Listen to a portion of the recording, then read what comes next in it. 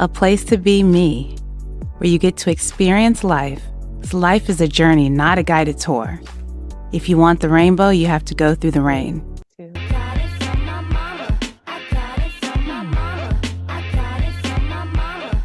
Welcome back, guys. Thank you so much for joining us again. Listen, I'm going to dive right into it. Last week, we spoke about beauty, core beliefs. We have some amazing guest speakers that are willing to share a lot of personal things that they have experienced around core beliefs and beauty and what that looks like. We have Miss Naya, we have Miss Jasmine, we have Miss Majesty, and we have Miss Tanisha, and they are willing to share some of the experiences that they have had with their experience growing up in childhood, adolescence, family dynamics.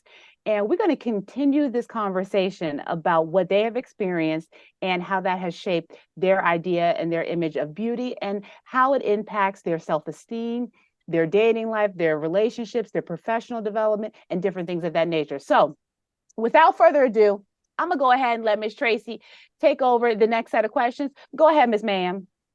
All right, we're going to find out exactly what you got from your mama on today when it comes to how it really impacts and everything we talked about on last week. I'm going to try to focus on how it is impacting you now as an adult, how it impacts the way you dress, the way you carry yourself, the way you view yourself, your self-confidence. So can you share what you got from your mama this week? Come on, Miss Naya.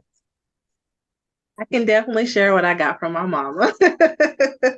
I definitely got my confidence from my mother. I feel like as an adult, I am a very confident woman. In my childhood and even in my adulthood, the foundation has definitely always been about our faith. And as an adolescent going on to adulthood, finding my way back to my faith has definitely been something that I definitely cherish and respect, and I'm proud of nowadays. So I'd say how I dress and how I treat myself and how I treat others is definitely a response or a reaction from my personal values from my childhood and my faith. So I know I get my faith from my mama because she is a fearful woman of God, and I am too. So I would say that's definitely what I get from my mom and how I carry myself and how I dress. My confidence is something that I take seriously. Even if I'm having a bad day, I can look in the mirror, talk to myself, give me a quick 5-second pep talk and say, "You a queen, carry on." And that's just what I do.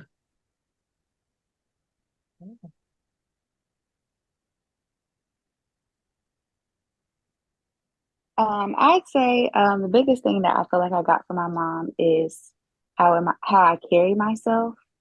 I always notice how she moved through a room and how people responded to that. And so I tend to be very mindful about how I make the people around me feel. And sometimes I overthink it, of course, but I think that's a really big thing that I treasure in my womanhood and as I grow, making sure that people see my faith in me, but people also see who I am as a woman through my confidence and my self-esteem.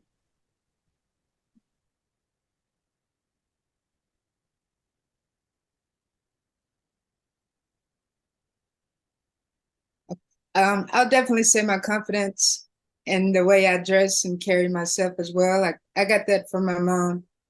She got an okay style to her. It's not too bad. But the biggest thing I also got from her is just smiling. She's always smiling, especially like she just said, when you enter a room or how you walk through a room. She's always smiling. Like that's a big thing for her. And I also got I guess being driven and ambitious from my mom. She's always been just getting things done and a major entrepreneur, but also my beliefs and faith as well.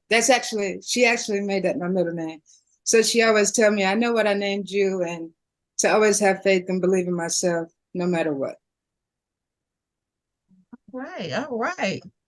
And that's again, I love to hear. I don't know if all of our your mamas with sisters are related somewhere down in the tree to see that how from different parts of the world, different dynamics and everything within the household, that is we have so much in common, so much in common. So that's really, really, really good.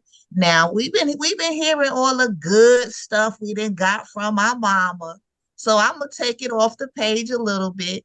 What's one of the negative or one of the bad things like, oh yeah, I got this from my mama too as an adult that I'm trying to get rid of? Come on, Miss Naya. You know you going first. And yes, that is my daughter. So let us Negative. know being real so we can help. I would say it's not going to come off as negative, but to me as an adult, I can see how it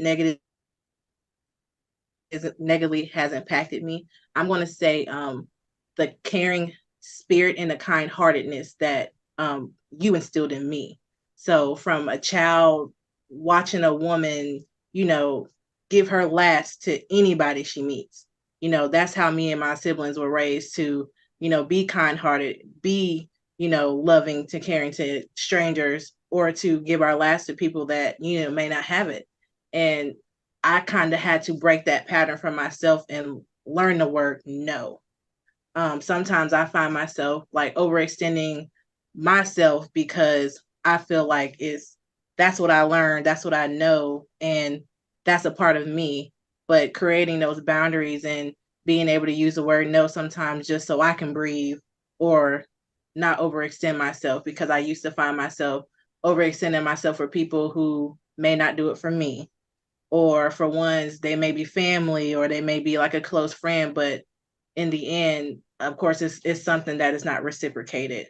And I feel like I had to learn myself to kind of cut ties with that, still be loving and still be caring and still be, mindful and have that spirit, but just creating those boundaries within myself.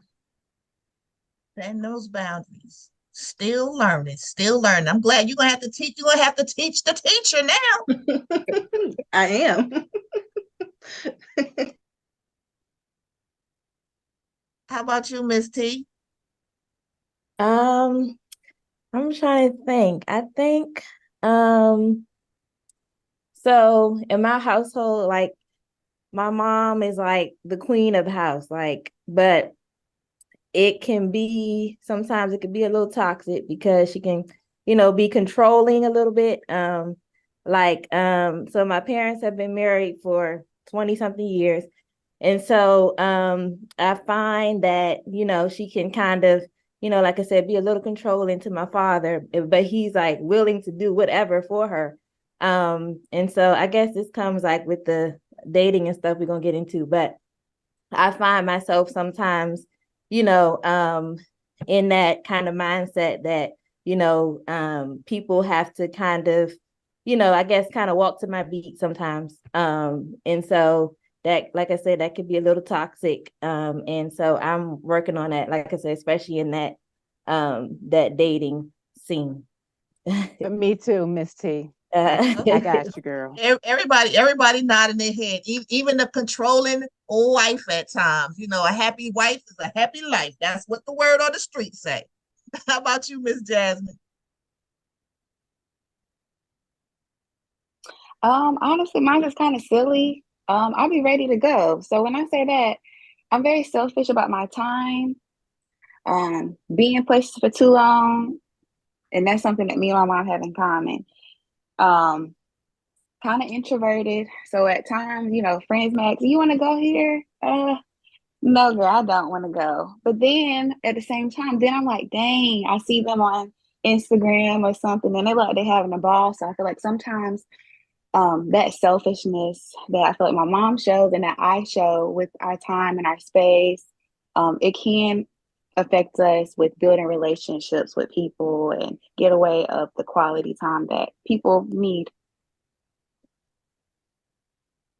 Miss Majesty. I'll say mine is a gift and a curse from my mom, but it's being independent and self-sufficient. My mom was a single mom of me and my brother, so it was just all you have is yourself. And even when it comes to other people or depending or relying on them, it's a pet peeve of mine. If you say you're gonna do something and you don't do it, I don't like that. And I might distance myself, but I definitely got that from my mom. With just getting things done yourself. And I won't say not asking for help, but if you do it yourself, it's going to get done the right way and how you want it done. So I'm super independent. She's super independent. And now I think she's like 51. But I look at her now and I just sometimes her independence is kind of domineering. So I see her interactions with men or my stepdad, and I'm just like, okay, I can't be like that. It's really, I want it done now, or I'm gonna get it done now. And if she's gonna do something, she's gonna do it. She's not waiting for anyone. And it's funny, it's all of us, we're all shaking our head. Either we understand because our mother was like that, or we shaking our head because yep, that's exactly how I am. And so again, to have been raised in different places and circumstances and everything different, we have so much in common. So for those that are listening, you are not out there alone. You're not out there alone. So again, this dialogue is to help to strengthen and to show that change can happen, that some things you accept. I like what Miss Naya said is about setting boundaries, that our parents did their best. And again, as a parent, you try to instill the and make the right choices based on whether it's your experience or the circumstances at hand. But now that y'all are coming, y'all adults or functioning adults, that you get to make changes and make new choices for yourself, for your children. If you got nieces and nephews, the parenting styles changes over the years based on what's happening in the world. Now the approach that I took or my mother took, you really can't apply it now because one, like we got whoopings, like later for a spanking, they would definitely call that abuse right now, So now you got to learn how to really talk to your children, like, and give them that space. And like Naya said, being in the military, like when I want something, I give you your opinion, I give you the answer to tell to me. I'm not asking you really having as much dialogue as parents might have today, but it's very important. And even hearing from y'all stories, like, did they ever ask you, Majesty, what you feel comfortable in wearing? If they would have took that time, it would have made, a little bit. Do you want your hair cut? Do you want a perm? Instead of just, no, you're not going to have it. You have to have it. But just to have that dialogue. So it's really, really good. But again, y'all have some amazing mothers. I'll tell you that right now. The good, the bad, and the ugly. Okay, so when it comes to dating, how has it impacted your dating life or with relationships? Don't nobody. Come on, Miss Naya. You gonna be the first out to shoot. I feel like I feel like it does have an impact on my dating life, but honestly, I don't even understand my dating life sometimes. Like, especially looking at past situations, I just be like, what was I thinking? But I think sometimes, especially like for me, the values that were put in me as a child and, developing in different ways as an adult, I think sometimes that does get lost when you are dating and opening your world to other people. Because I can count numerous situations when I'm dating and I may have lost that specific value, or even maybe have struggled with having high self-esteem or struggle with low self-esteem in dating and settled. So being able to dating for me really is talking to like my mom or one of my friends about, what's going on, and helping me snap back into my reality sometimes. Because sometimes in my past, I felt like I did settle and it had to play itself out. So I think for me, I definitely did lose sense of who I was sometimes dating. Now I'm, at a very consistent and steady ship where I'm dating with a purpose, and I'm trying to date individuals who are at the same faith level as me, or have the same values as me, or respects me, help me boost my self-esteem, and we boost each other up. We're building each other up, opposed to earlier in my dating life, and it's just like kind of going through the motions and just accepting whatever sometimes, for me personally.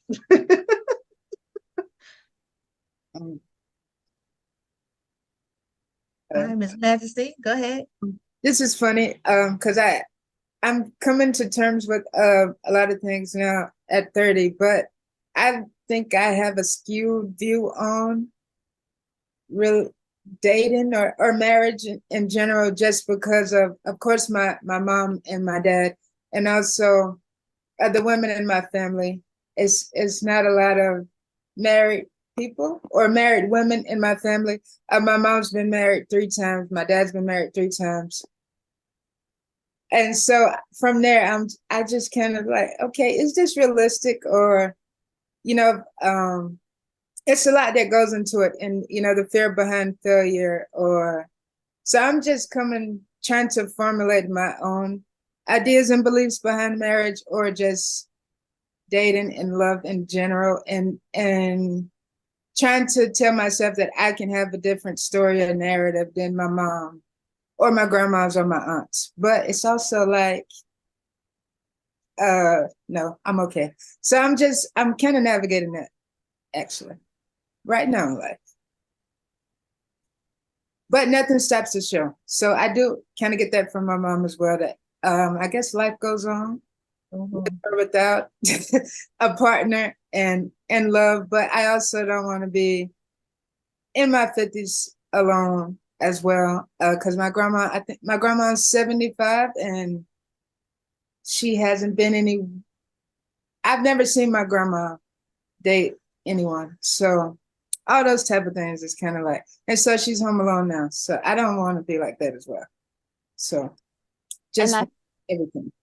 I think that, thank you for sharing that, because that definitely taps into what exactly we're talking about as far as the experiences that we see from our childhood, from our adulthood, from our adolescence, and how that impacts us, how we use those narratives to formulate our core beliefs, and how we want to change different things. And sometimes we don't know how to change different things, but having these conversations help us to articulate really what we're feeling and how to shape our future. So 3 snaps. Thank you. But it's also very different if you decide to bring those core beliefs into the present, because everything has changed tremendously. So it's hard to really, if you want to bring those beliefs into the present, it's very difficult, because we're talking about 5 or 10 years ago, how things have changed, and they're constantly changing. So it would be hard for people if they did want to bring those beliefs in the present, because of the ever changing of the society we live in. But it's definitely important to establish your core beliefs, or reestablish your core beliefs, to make sure you have some core beliefs, and whatever they are, you stay true to your core beliefs, so you don't lose sight of who you are. Like, be true to yourself first, especially when it comes to relationships, because if you find yourself changing everything you believe for person A, when that relationship doesn't work, you're only good for person A. And then when you meet person B, they require something else. And there you go, changing again. And now you got a mix of A and B. And then when you go to C, you really don't really know who you are anymore. So if you have these core beliefs and you take that here, here, and here, you got a better shot of presenting who you are to that person, opposed to a little bit of this, a little bit of that, and a whole lot of this, and none of that at all. Miss Jasmine, we're not gonna leave you out of the scene now. Come on. Did you get it from your mama? I was struggling with this question. I feel like my brain was all over the place with the thoughts of it. I say my mom told me about all the experiences and things that she's been through, the horror stories, some good stories. And so I feel like I've always been kind of like trying not to make the same mistakes. Though along with that, I have had some mishaps, but now in my adulthood, trying to be very intentional about who I date, who could potentially be a spouse, because something I also find myself wanting is like a family that, no divorce, none of that. You see your parents. My parents are remarried, and I love both of my bonus parents, but it's nothing like being able to be in one household. And it's something that I had to learn and grow with, but it is something that I desire for my future family. And so, really taking those values and taking all those things that I said and trying to push towards that goal. Man, oh man, oh man. Y'all ladies have been I won't even say like it's been more than an inspiration just in hearing your transparencies in the stories. Knowing that all relationship with mothers and daughters are not great. Some you have not even speaking to each other and things like that. But to know that some of the decisions that we make are based on those things that were instilled in us as a little child. And if you don't get them addressed, that you can grow up and try and be experiencing those, whether it's through anxiety, depression, or whatever. And a lot of it is formed as that child. And so when you have that nurturer, whether your mother raised you, your grandmother, your auntie, your sister, that those things that get instilled to help you to develop those core values are important. So if you take that role, because y'all don't have children yet, to be mindful of what you are speaking into the lives of other people, like at all times, for sure. That's what makes us beautiful. What you got, Miss Smith? What you got? So, our final question is, what did you receive as it relates to your mom? How has your relationship with your moms and values and beliefs affect your professional and casual relationships? So once again, how have some of the values and beliefs you received from your mom upbringing regarding beauty and some of those sayings that that she has expressed to you, how has it affected your professional and casual relationships? I personally think for me, they definitely affected my professional relationships because I've always wanted to be like my mama. Be in the be be, her profession, her, just having her heart and her will. So being able to be in a position or profession to project some of those good affirmations or project some of those good behaviors and positivity to people have really helped shape who I am as an adult. Professionally, I feel I work in foster care and of course do therapy as well, but being in a space where you have so many young women who have low self-esteem, who are struggling with their identities and who are struggling with some of their mindsets because some of the trauma that they've been through, being able to be with them in that moment and influence them or push them to, being the best that they can be and seeing their abilities and instilling that confidence in them or helping instill that confidence in them. I think my casual relationships has helped me because I do the same thing with my friends. And my friends are always calling me like, Naya, I love talking to you. You make me feel so good and positive. And you are always a light when I talk to you. And that's how I've always felt after talking to my mother or being around my mother. So I think that's how it helped me professionally and casually. Mm. How about you, Miss Tanisha?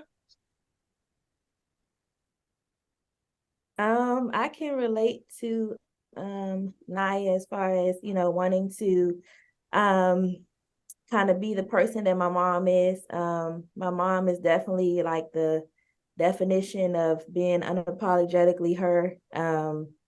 She she carries herself in a way, going back to, what I talked about last episode, as far as she has that confidence, from the biblical standpoint and things like that. And she, like I said, is just unapologetically herself, and she she lights up rooms. She's a talker. Now, I'm kind of different in that aspect, but but she, like I said, she's just a light to other people. And so, in spaces, I try to also be, unapologetically myself. I am somebody who, is, willing to help others and, things like that. And so, I do that, the same, like Naya was saying, as far as, my friendships and things like that. I'm kind of the, go-to person. And so, that is how I kind of, I guess, portray the same kind of characteristics as my mother. And it's amazing how, from what I'm hearing from you, all, how you all watch and learn. And this is a very important episode, as Miss Sasha said, because sometimes, most of the time, people learn by watching. And so therefore, as women, we need to be mindful as it relates to how we carry ourselves, because the number one lesson is people watch us and they pick up from those behaviors. So you can talk all you want to as it relates to what you want them to do and how you want them to do it. But the number one model is your behavior, how you watch and how they receive those interpretations regarding the behaviors. Majesty and Janice, Majesty, please. Kind of what Tanisha and I said, of course, with just being the light and being, your individual self. As far as professionalism, I always look the part. If she saw sometimes how I always have on sweatpants, she might not like that, but she also always, looked the part and have on nice clothes, integrity for sure, and just being trustworthy, within all of your relationships. And how I lost my train. There was one more thing. I lost my train of thought. Sorry about that. But definitely the light and having integrity for sure, and instilling something into other people. My mom is a cosmetologist and a hair instructor as well. So just being a listening ear, or sowing the small seed that could possibly make someone's day or week. So I definitely gained that from her. All right, Jasmine, you can take us home. Yeah, I'd say professionally and even casually, I think the biggest thing is my mom has instilled in me is enjoying the process and enjoying the moments that we're in, because so many times we keep chasing after what we want to do, the next thing, where you want to be. And I'm very, very guilty of doing this. And so really just enjoying the things that we go through and using them for our good, to help us continue to grow. Now I'm going to ask our guests what professional field their parents are in, their moms are in. And I want you to, and then we're going to see something. Tanisha, what professional field your mom in? So my mom has always been an educator. She had her own daycare for 25 years. And then recently she switched to being a teacher in the last 3 years in the school system, still working with pre-K students. Mm-hmm. Jasmine? My mom is in human services. She's done social services, working with a nonprofit organization. Majesty? My mom has been a hairdresser since 1993, the year I was born. And then she opened her own hair salon when I was like 13 or 14 years old. And then she started teaching. So she's been an instructor at like the community colleges and the beauty schools since I was in high school as well. So that's what she does full-time now. And Naya, take us home. What profession is your mom in? My mom is a retired Army. She served in the Army, I want to say 33 years. And along with being in the Army, she is also a minister, and she also does counseling services. Okay. And Tanisha, what field are you in? I am an outpatient mental health therapist. Majesty? I am a licensed clinical mental health counselor. And Jasmine? Outpatient mental health therapist. And Naya? I am a regional director at a foster care agency, and I do outpatient mental health therapy. And it's amazing. Subconsciously, you all are in the helping profession as your mom is. So that lets us know how, modeling behavior You got it from your mama. You got it from right. People subconsciously too, because subconsciously we pick up those behaviors. So it's very important that we be mindful how we carry ourselves as it relates to our behaviors. Just as simple as that. This is true evidence as it relates to that. All right, Sasha.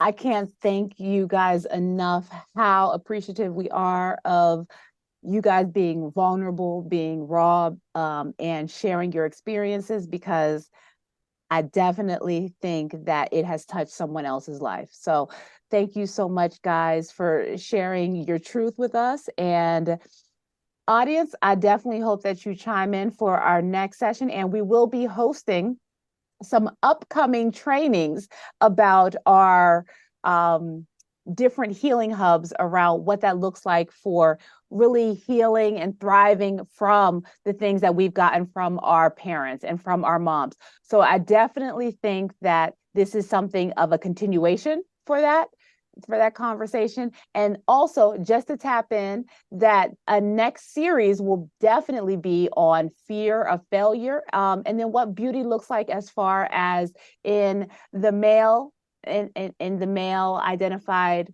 genre and gender of beauty. So I definitely hope that you guys tune in for our next episodes where we have these conversations. Again, our workshop is coming up for women to be in a healing environment, healing atmosphere, where we can really talk about some of the things that we've learned, good, bad, and ugly. Okay, good, bad, and ugly from our mamas, from our daddies, and how we continue to grow from that. So until next time, take care of yourself so that we can take care of each other, guys.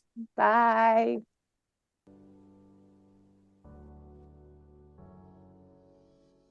Thank you so much for listening to Just Me Therapy podcast. If you are seeking further one-on-one diagnoses, interventions, and treatment plans, please consider scheduling an appointment with an individual counselor at Journeys Counseling Center, located in Greensboro, North Carolina. Journeys can be reached at 336-294-1349. The mission of Just Me Therapy podcast is to use authentic conversations to uplift one's mind, body, and soul. The goal of Just Me Therapy is to offer affordable education and insight to individuals who experience financial barriers to accessing individualized behavioral health care services. With that being said, the information, including opinions, advice, and recommendations discussed in this podcast, are intended for individual, informational, and educational purposes only. Such information is not intended to substitute the recommendations of your own licensed therapist or healthcare professional. Although we are licensed behavioral health professionals, we are not your licensed behavioral health professional.